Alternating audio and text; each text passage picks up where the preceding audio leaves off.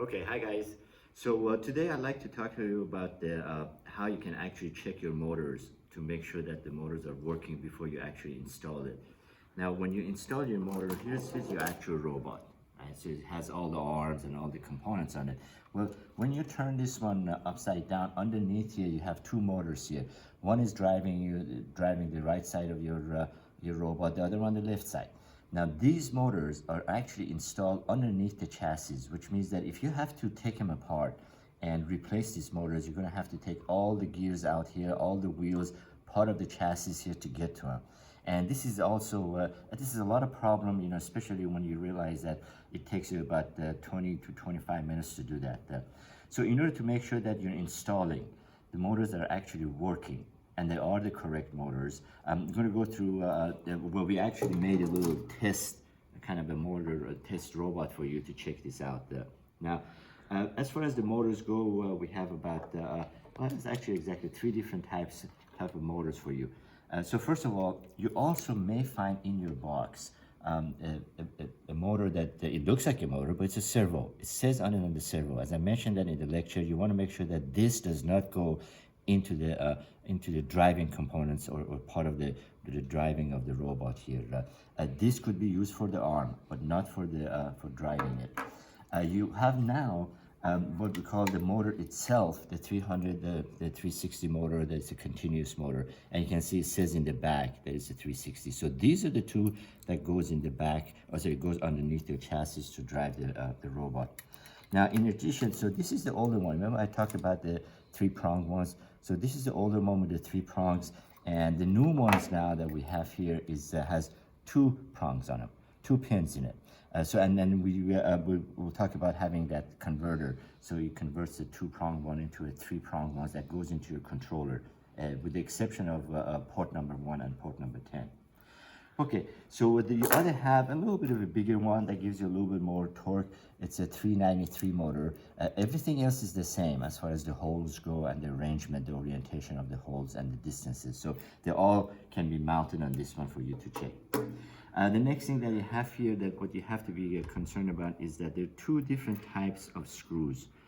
One is that it's a little bit thinner, you can see, and this was a little bit thinner than the other one. The thinner one is for your motor. Right?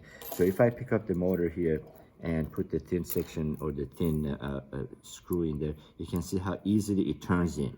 If you cannot turn it in by hand, it's the wrong screw. Now, unfortunately, they're the same color, some of them, and you may have to dig into the bags that you have to find the right screw for that. You also have a thin Allen wrench that is used for the set screws, and also the one that the screw that you use for the motor. And we have the clutch here for you. You're welcome to also try the clutch as you, same thing. You remember the clutch, when you're mounting that, has a little small shaft here, and this small shaft actually goes into your motor, right? Installed here, there's a small shaft, and the clutch fits right on top of that. And this is a mechanical clutch, so this is a mechanical fuse, which really means that if you have a high torque application on one side here, then in order not to damage the gears that are inside of this motor here, that basically separates that and starts slipping, right? Now, sometimes your clutch may be a problem. So when you're testing it, you can test both at the same time, or if you see that the clutch is bad, just kind of go ahead and pull it down and replace it, right? Or check your motor by itself, so you can do either one. Now, in order to make this work properly, because sometimes your motor, when we talked about the transmission being on the inside here, the transmission actually could be fine, which means the gears are fine, and the motor turns under the no load, so there's no load applied to it.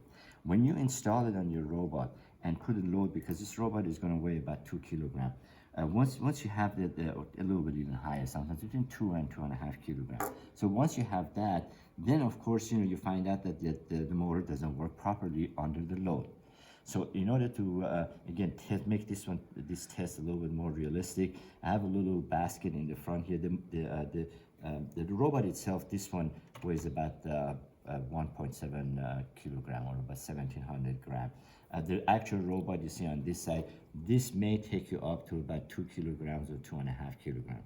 So in order to simulate the weight of the whole robot, you can actually put a weight. This is a 500-gram one. So if I put that one on the basket here, then I'm looking at the close to about what you would have, about 2.25, a little bit even higher weight on it. Okay, so so the next thing is, first of all, once your motor is mounted here, and I'll show you how you can do that. You basically go ahead and put the weight on it. Pick up the program is already in the controller. I can go ahead and set it down. Right, you basically set it down here. You turn it on, right, and you find out that it starts moving once I turn it down, turn it on. This is a little bit harder to get through. Right, so the robot is going to go. So this motor is working fine. Right, stops for it goes for 5 seconds and it comes back to you and it stops. Right, so this is tested. This means these two motors that I have mounted here now is working just fine, and you can rest assured that it's going to work fine for a while, at least during your testing. So now, how do you replace that? Let's say I did that and I found out that the robot is just either going very sluggish or not going at all. So in order to check your motors, all you have to do basically, and I put only one of the screws in. You don't need 2 screws in there because you actually do have 2 places you can secure it. On your actual robot, you should use 2 screws here so you can secure it tightly. Right? So when you look at the side here, on the gear here, as I start rotating it, a hole appears right at the top here. So you basically stick your the Allen wrench in there. You're touching now the screws on the motor, so I'm going to go ahead and undo that. Right? Don't take the screw out. Actually, it doesn't really come out. Right? It loosens it up. Right? Now, sometimes what you have to do is have to make sure that it's lined up. You know, once it's all out and you see it's loose here, you pull this shaft out a little bit. Right? So this actually releases the motor in there. There's the motor out. Right? The motor is already unplugged. So it's already plugged into your controller at the top there. Right? So you can take that off. Put the motor back in, right? Let's say now you want to test the new one. So you go ahead and put it back in. The hole appears in there. The the screw is already in there. So all I have to do is through the hole here, just put the Allen wrench in and tighten. Okay? So tighten it again. And once I tighten it, I'm good to go for testing. Right.